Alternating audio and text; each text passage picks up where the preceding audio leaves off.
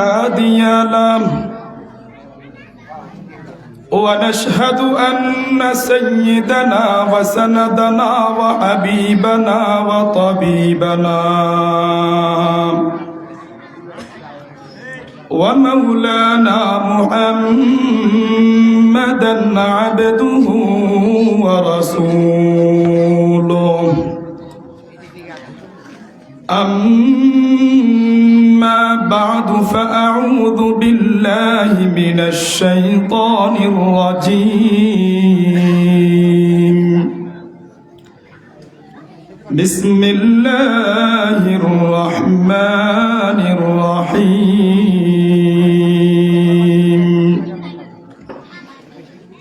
إنا نحن نزلنا الذكر وإنا له لحافظون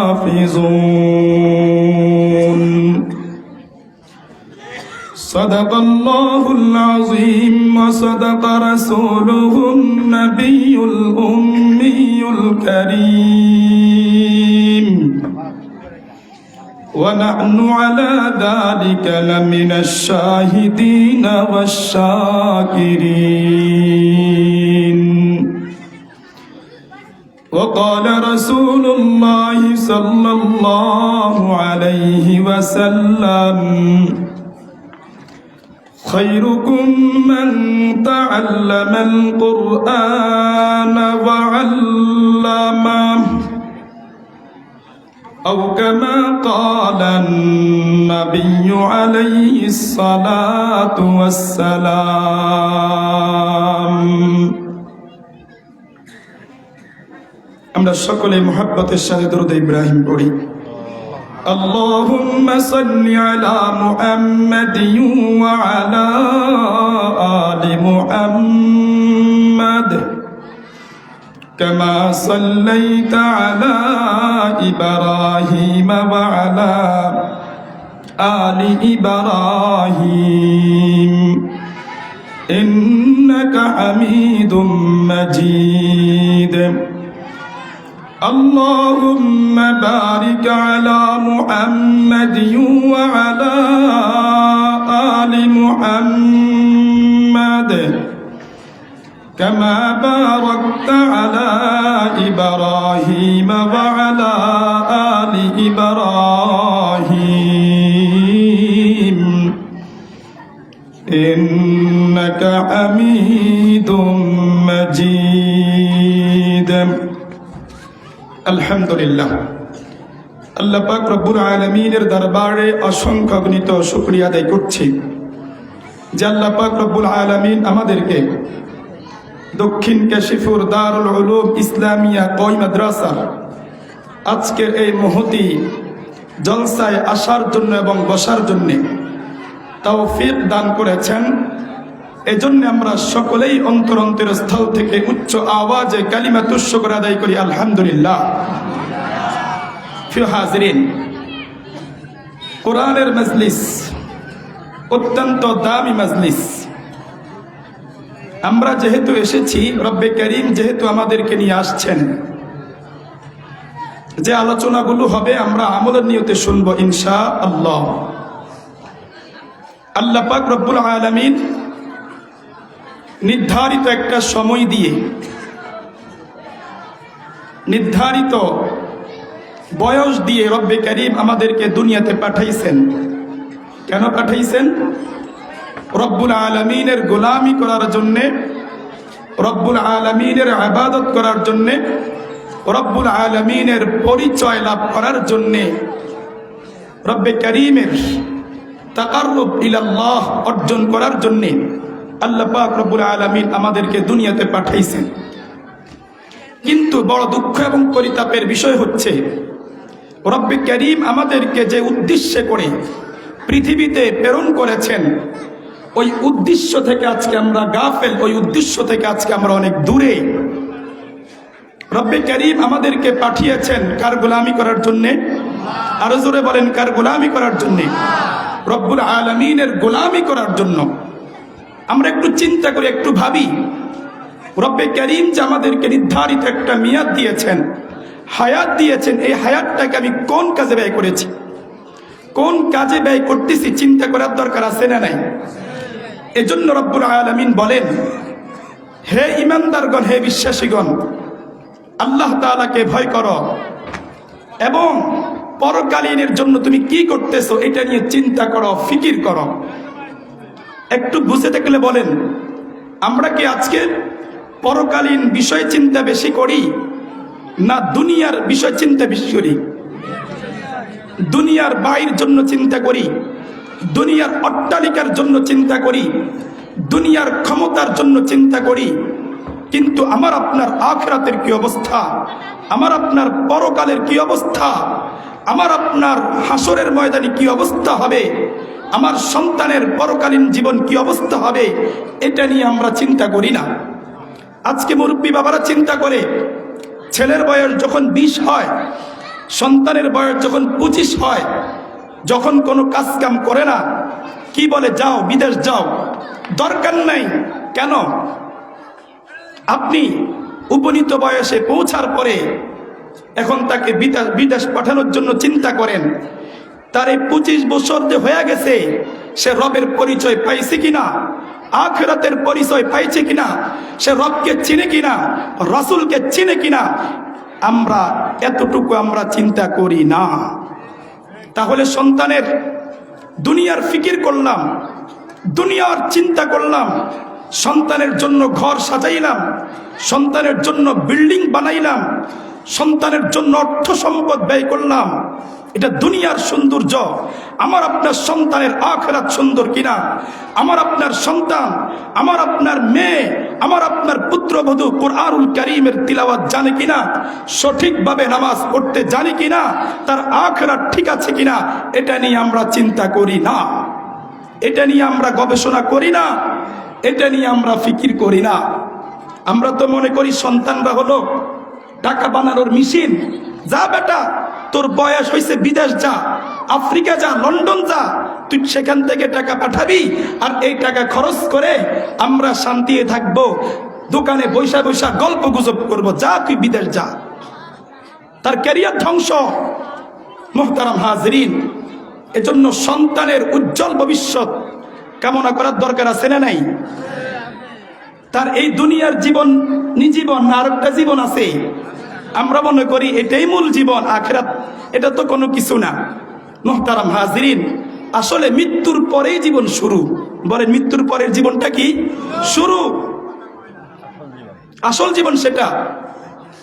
मौत को समझा है गाफिल, मौत को समझा है गाफिल, इख्तिताम जिंदगी, दर हकीकत मौत तेरी इब्तिदाई जिंदगी, दर हकीकत मौत तेरी इब्तिदाई जिंदगी। कैसे कैसे ताजदारू की बादशाहत चल बसे, कैसे कैसे ताजदारू की बादशाहत चल बसे, ये खजीना बाला खाना शान शौकत क्या हुई, ये खजीना बाला खाना शान शौकत क्या हुई। कैसे कैसे खूबसूरत रानिया शहजादियाँ, कैसे कैसे खूबसूरत रानिया शहजादियाँ, तन बदन सब गल गया है, शिक्ल सूरत क्या हुई, तन बदन सब गल गया है, शिक्ल सूरत क्या हुई। এজন্য মুহতারাম হাজির, কই বলতেছেন দুনিয়াতে অনেক সুন্দরী রমণী ছিল, দুনিয়াতে অনেক রাজা বাচ্চা ছিল, কিন্তু তাদের সৌন্দর্য এখন নাই, তাদের রাজপ্রাসাদ এখন নাই, এখন তাদের চেহারাও নাই, সব কিছু মাটির সাথে একাকার হয়ে গেছে। মাটির সাথে কি? तन बदन सब गल गया है, शिक्ल सूरत क्या हुई। মাটির সাথে একাকার হয়ে গেছে। এজন্য প্রিয় হাজিরিন, রব্বে কারীম আমাকে আপনাকে সৃষ্টি করছেন কই থেকে বলেন? মাটি থেকে সৃষ্টি করছেন। আবার এই মাটির ভিতরে যাওয়া লাগবে নি বলেন? রব্বে কারীম বলেন, মিনহা খালাকনাকুম, সকলেই পড়েন, মিনহা খালাকনাকুম ওয়া ফিহা নুঈদুকুম ওয়া মিনহা নুখরিজুকুম তারাতান উখরা। রব্বুল আলামিন আমাদেরকে মাটি থেকে সৃষ্টি করেছেন, এই মাটির ভিতরে আমাদেরকে প্রবেশ করতে হবে।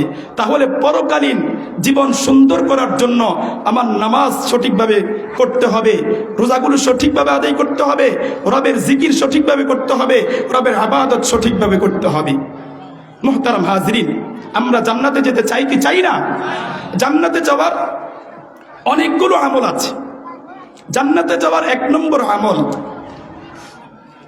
রাসূল করিম সাল্লাল্লাহু আলাইহি ওয়াসাল্লাম বলেছেন, আল্লাহ পাক রব্বুল আলামিন বলেছেন, আল্লাহ পাক রব্বুল আলামিন বলেছেন, আমি আমার বান্দা বান্দির উপর 5 ওয়াক্ত নামাজ ফরজ করেছি। যে বান্দা বান্দি এই 5 ওয়াক্ত নামাজ সময় মতো পড়বে, যথাসময় পড়বে, রব্বুল আলামিন বলেন আমার অঙ্গীকার, আমি এই বান্দা বান্দিদেরকে জান্নাতে প্রবেশ করাবো। আরো আসতে বলেন না সুবহানাল্লাহ।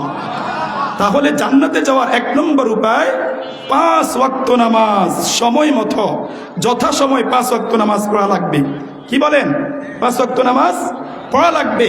বড় দুঃখ এবং পরিতাপের বিষয়, আজকে নামাজের মূল্য আমাদের কাছে নাই, অথচ রাসূল করিম সাল্লাল্লাহু আলাইহি ওয়াসাল্লাম বলেছেন, as-salatu imaduddin man aqamaha faqad aqama ad-din wa man hadamaha faqad hadama ad-din।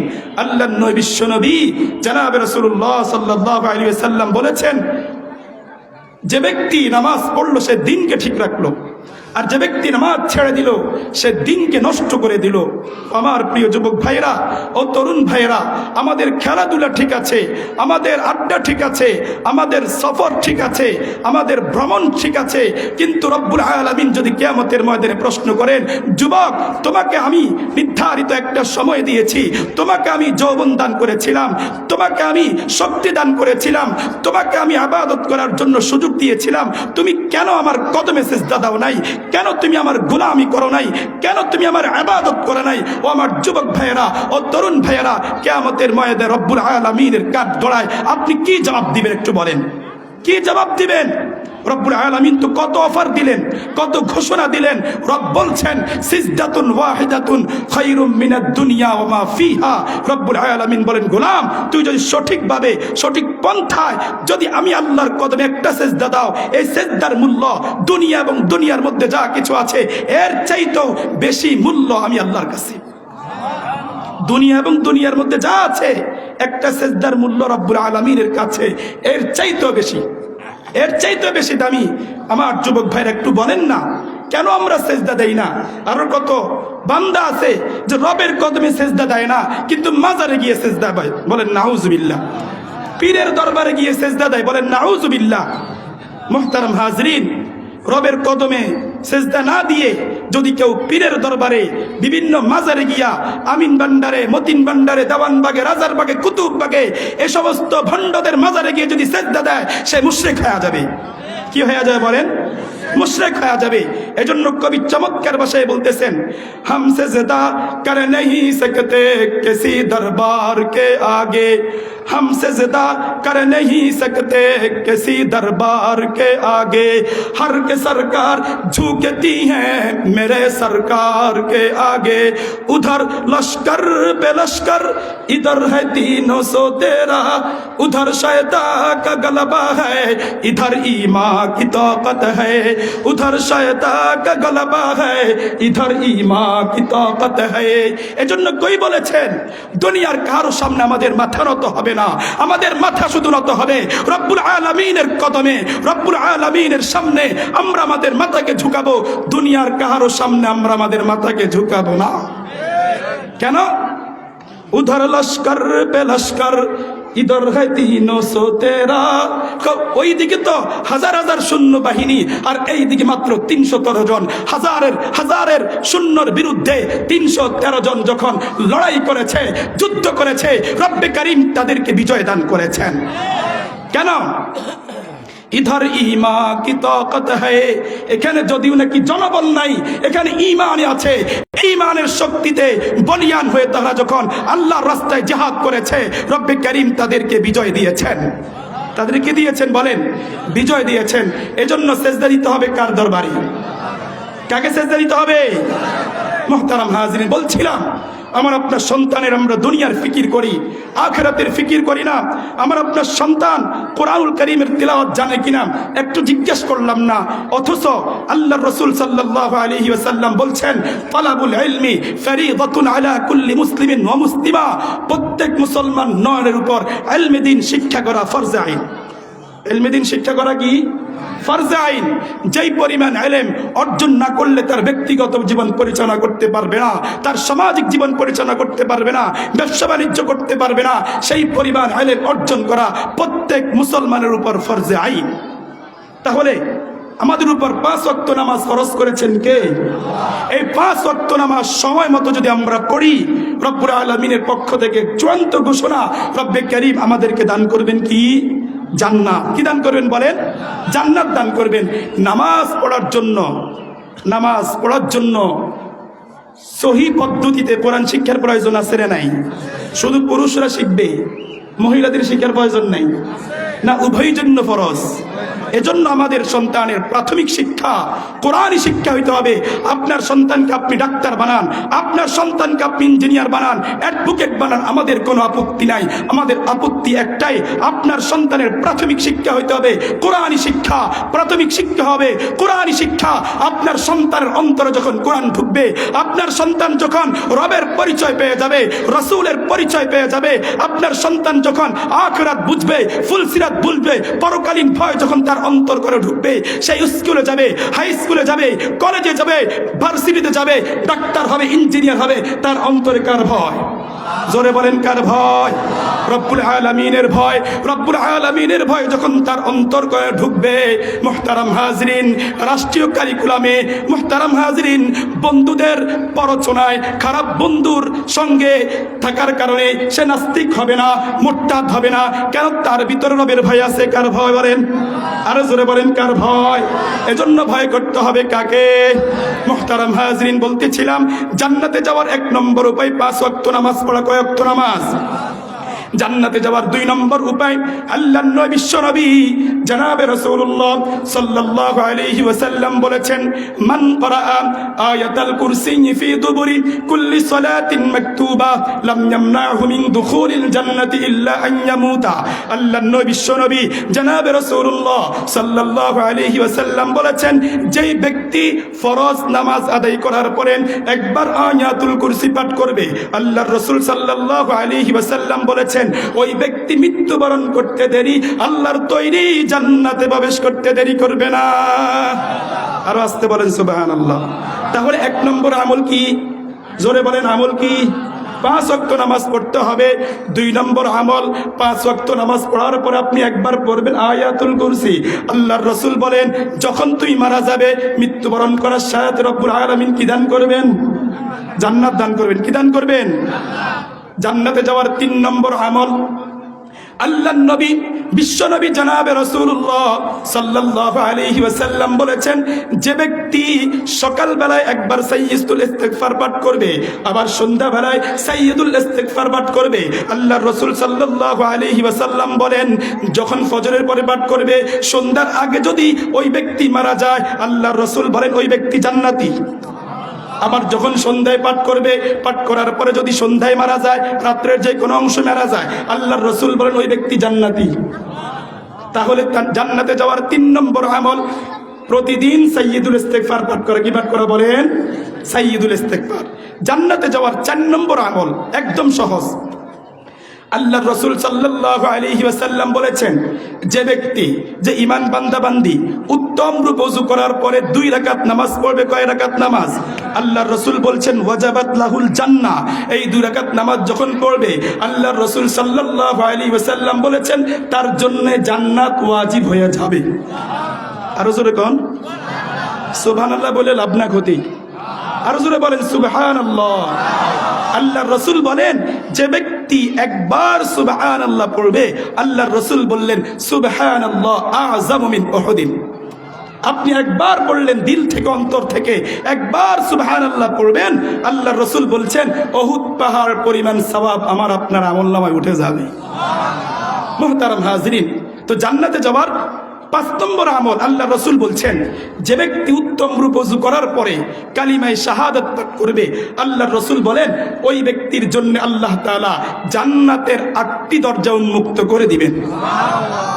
তাহলে ওযু করার পরে যদি আমরা কালিমায়ে শাহাদাত পড়ি, আশহাদু আল্লা ইলাহা ইল্লাল্লাহু ওয়াহদাহু লা শারীকা লা ওয়া আশহাদু আন্না মুহাম্মাদান আবদুহু ওয়া রাসূলুহু, আমরা এই শাহাদাতটা পড়লাম, আল্লাহ রসুলের ভাষ্য অনুযায়ী আমার আপনার জন্য জান্নাতের 1টি নয় 2টি নয়, জান্নাতের 8টি দরজা উন্মুক্ত হয়ে যায়। বলেন সুবহানাল্লাহ। এজন্য মুহতারাম হাজরিন, জান্নাত উপযোগী জীবন গঠন করার দরকার আছে না নাই? আছে না নাই? এজন্য জান্নাত উপযোগী জীবন গঠন করা লাগবে। আল্লাহ রসুল সাল্লাল্লাহু আলাইহি ওয়াসাল্লাম 6 নম্বরে বলেছেন, যে ব্যক্তি জবান এবং লজ্জাস্থানকে হেফাজত করবে, আল্লাহ রসুল বলেন যে ব্যক্তি এই 2টা জিনিসের জিম্মাদার হবে, আমি রসুল তার জান্নাতের জিম্মাদার হয়ে গেলাম। قال النبي صلى الله عليه وسلم من يضمن لي ما بين لحييه وما بين رجليه أضمن له الجنة। আল্লাহ নবী বিশ্ব নবী জনাবে রাসূলুল্লাহ সাল্লাল্লাহু আলাইহি ওয়াসাল্লাম বলেছেন, যে ব্যক্তি জবান এবং লজ্জাস্থানের হেফাজতের নিশ্চয়তা দিবে, আল্লাহ রসুল সাল্লাল্লাহু আলাইহি ওয়াসাল্লাম বলেন আমি তার জান্নাতের জিম্মাদার হয়ে গেলাম। এই জন্য মুহতারাম হাজিরিন, জবানকে হেফাজত করতে হবে, লজ্জাস্থানকে কন্ট্রোল করতে হবে। জবান হেফাজত কিভাবে হবে? আপনার জবানটাকে যদি আপনি হেফাজত করতে হয়, বেশি বেশি করে কুরআনুল কারীমের তেলাওয়াত করতে হবে, বেশি বেশি করে মাওলা পাকের জিকির করতে হবে, বেশি বেশি করে আখিরাতের চিন্তা করতে হবে। যখন আমি আর আপনি বেশি বেশি আখিরাতের ফিকির করব, রব্বুল আলামিনের জিকির করব, কুরআনুল কারীমের তেলাওয়াত করব, আমার আপনার অন্তরকে রব্বুল আলামিন পরিষ্কার করে দিবেন, আমার আপনার অন্তরকে রব্বুল আলামিন পবিত্র করে দিবেন। ক্বালা নবী সাল্লাল্লাহু আলাইহি ওয়াসাল্লাম লিকুল্লি শাইইন ফিকালা ওয়া ফিকালাতুল কুলুবি যিকরুল্লাহ। আল্লাহর নবী বিশ্ব নবী জনাবে রাসূলুল্লাহ সাল্লাল্লাহু আলাইহি ওয়াসাল্লাম বলেন, প্রত্যেকটা জিনিসকে পরিষ্কার করার জন্য একটা মাধ্যম আছে, একটা মাধ্যম আছে। তদ্রূপভাবে বান্দা যখন গুনাহ করে, বান্দার অন্তরে একটি কালো দাগ পড়ে যায়, আবার যখন গুনাহ করেন আরেকটি কালো দাগ পড়ে যায়, আবার যখন গুনাহ করেন আরেকটি কালো দাগ পড়ে যায়।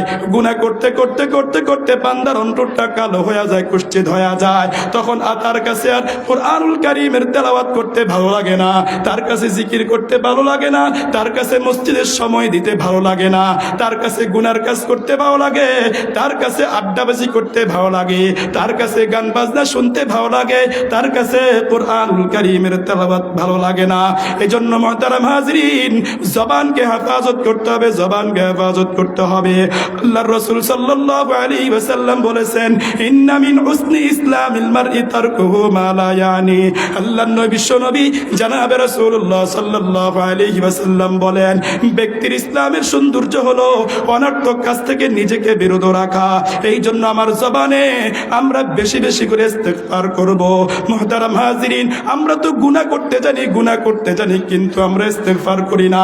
অথচ আমার আপনার নবী বিশ্ব নবী জনাবে রাসূলুল্লাহ সাল্লাল্লাহু আলাইহি ওয়াসাল্লাম, তিনার তো কোনো গুনাহ ছিল না, তিনার তো কোনো গুনাহ ছিল না। হাদিসের মধ্যে আসছে আল্লাহর রাসূল বলেন, প্রতিদিন আমি 100 বার ইস্তেগফার করি, আমি 100 বার তওবা করি। আমার আপনার নবীর তো কোনো গুনাহ নাই, তারপরও তিনি প্রতিদিন ইস্তেগফার করতেন, প্রতিদিন 100 বার তওবা করতেন। আমার আপনার গুনার তো কোনো শেষ নাই, কিন্তু আমরা তওবা ইস্তেগফার করি না। এজন্য মুহতারাম হাজিরিন, জবানটাকে যদি আপনি হেফাজত করতে হয়, তাহলে বেশি বেশি আপনাকে ইস্তেগফার করতে হবে।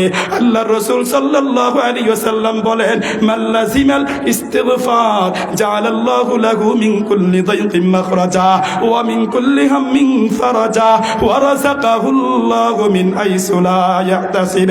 আল্লাহর নবী বিশ্ব নবী জনাবে রাসূলুল্লাহ সাল্লাল্লাহু আলাইহি ওয়াসাল্লাম বলেন, মাল্লাজিমাল ইস্তিগফার, যে ব্যক্তি ইস্তেগফারকে লাজিম করে নিবে, হাঁটতে হাঁটতে ইস্তেগফার করবে, ভাত রান্না করতে করতে ইস্তেগফার করবে, ব্যবসা বাণিজ্য করতে করতে ইস্তেগফার করবে, দোকানে মুরব্বি বসে আছে, আপনি যদি পড়েন আস্তাগফিরুল্লাহ আস্তাগফিরুল্লাহ আস্তাগফিরুল্লাহ, রব্বুল আলামিন আপনার জীবনের গুনাহগুলো রব্বুল আলামিন মাফ করে দিবেন। আল্লাহর নবী বলেন, মান লাজিমাল ইস্তিগফার জাআলাল্লাহু লাহু মিন কুল্লি দাইকিন মাখরাজা। যে বান্দা বান্দি ইস্তিগফার বেশি বেশি করে করবে, আল্লাহ পাক রব্বুল আলামিন তার যত সংকীর্ণতা আছে সকল সংকীর্ণতা আল্লাহ পাক দূর করে দিবেন। ওয়া মিন কুল্লি হাম্মিন ফারাজা, তার যত দুশ্চিন্তা আছে, যত পেরেশানি আছে, আল্লাহ পাক রব্বুল আলামিন তার পেরেশানি দূর করে দিবেন। ওয়া রাযাকাহুল্লাহু মিন আইসু লা ইয়াহতাসিব, এবং আল্লাহ পাক রব্বুল আলামিন কোথা থেকে রিজিকের ব্যবস্থা করে দিবেন সে কল্পনাও করতে পারবে না। ধারণাতীত রিজিকের ব্যবস্থা করে দিবেন।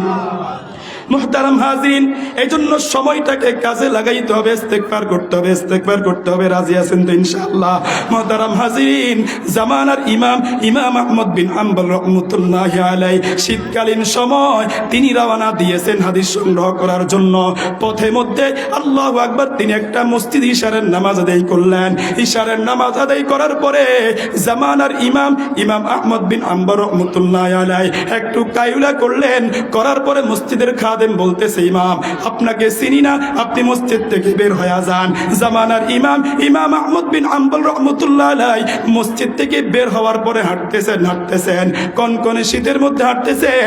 এক পর্যায়ে একটা বাজারের মধ্যে দেখতেছে একজন যুবক, সেই রুটি বানাইতেছে, রুটি বিক্রি করতেছে। মুহতারাম হাজিরিন, জামানার ইমাম আহমদ বিন হাম্বল রাহমাতুল্লাহি আলাইহি যুবককে ডাক দিয়া বলে, যুবক তোমার এই দোকানের মধ্যে আমাকে একটু বসার জন্য সুযোগ দিবানি? মুহতারাম হাজিরিন, যুবক ডাক দিয়া বলে, প্রতি কোনো সমস্যা নেই, কোনো সমস্যা নাই। মুহতারাম হাজিরিন, জামানার ইমাম আহমদ বিন হাম্বল রাহমাতুল্লাহি আলাইহি তিনি আরাম করতেছেন আর যুবকের জবানের দিকে তাকাইতেছেন। দেখতেছেন যুবক রুটি বেলতেছে আর মনে মনে যেন কি পড়তেছে, যুবক ক্যাশে টাকা রাখতেছে আর মনে মনে যেন কি পড়তেছে। মুহতারাম হাজিরিন, এক পর্যায়ে জামানার ইমাম আহমদ বিন হাম্বল রাহমাতুল্লাহি আলাইহি যুবককে ডেকে দেওয়ার পর, ও যুবক, অনেকক্ষণ পর্যন্ত তোমার দিকে তাকিয়েছিলাম, তুমি মনে মনে কি যেন পড়তেছো, তোমার ঠোঁটটা লড়তেছে। যুবক ডাক দিয়া বলে, ও প্রতীক আপনি কে? আপনাকে চিনি না। আমি পড়তেছি আস্তাগফিরুল্লাহ, আস্তাগফিরুল্লাহ, আস্তাগফিরুল্লাহ, আস্তাগফিরুল্লাহ। মুহতারাম হাজিরিন, জামানার ইমাম আহমদ বিন হাম্বল রাহমাতুল্লাহি আলাইহি যুবককে ডাক দিয়া বলে, যুবক ইস্তেগফারের বদৌলতে আল্লাহ পাক রব্বুল আলামিন তোমাকে কি দান করেছেন? যুবক ডাক দিয়া বলে, হযরত ইস্তেগফারের বদৌলতে আল্লাহ পাক রব্বুল আলামিনের কাছে আমি যা চেয়েছি রব্বুল আলামিন আমাকে তাই দান করেছেন। শুধুমাত্র একটা আশা বাকি। কি আশা? আমি আল্লাহ পাক রব্বুল আলামিনের কাছে দোয়া করতেছিলাম, ওগো আল্লাহ, শুনেছিলাম একজন ইমাম আছে জগৎ বিখ্যাত ইমাম আহমদ বিন হাম্বল রাহমাতুল্লাহি আলাইহি, তার সাথে যদি আমার মোলাকাত হইতো কতই না উত্তম হইতো। জামানার ইমাম আহমদ বিন হাম্বল রাহমাতুল্লাহি আলাইহি বুঝতে বাকি নাই। মুহতারাম হাজিরিন, এই যুবকটা কত বড় বুজুর্গ। আল্লাহ পাক রব্বুল আলামিন এই যুবকের আশাকে পূরণ করার জন্য যুবককে শত শত মাইল পাড়ি দিতে হয় নাই।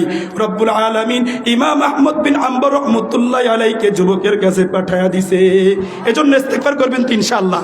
আল্লাহ পাক রব্বুল আলামিন আমাদেরকে পাঁচটা কথা বলছে। 1 নম্বর 5 ওয়াক্ত নামাজ, 2 নম্বর 5 ওয়াক্ত নামাজের পরে আয়াতুল কুরসি, 3 নম্বর ওযু করার পরে কালিমায়ে শাহাদাত পড়তে হবে, 4 নম্বর ওযু করার পরে 2 রাকাত সালাত নামাজ আদায় করা, 5 নম্বর আমরা ইস্তেগফার করব, জবান হেফাজত করব। আল্লাহ পাক রব্বুল আলামিন আমাদেরকে এই কথাগুলোর উপর আমল করার